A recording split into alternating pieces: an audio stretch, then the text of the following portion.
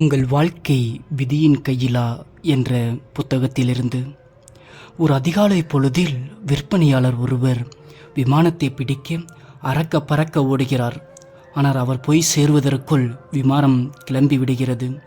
சில மணி நேரம் கழித்து அந்த விமானம் விபத்துக்குள்ளானதையும் அதில் பயணம் செய்த அனைவரும் பலியானதையும் பற்றி செய்தியை அவர் கேள்விப்படுகிறார்.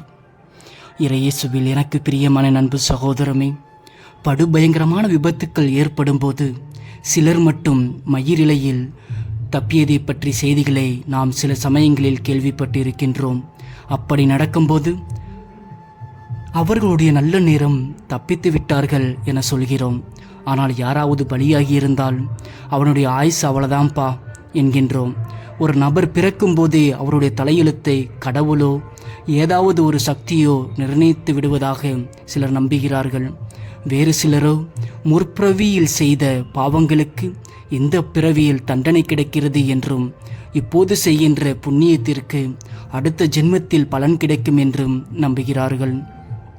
நல்ல காரியங்களை செய்வதாலும் சில மத சடங்குகளை செய்வதாலும் தங்களுடைய விதியை மாற்றிவிடலாம் என அவர்கள் நினைக்கிறார்கள்.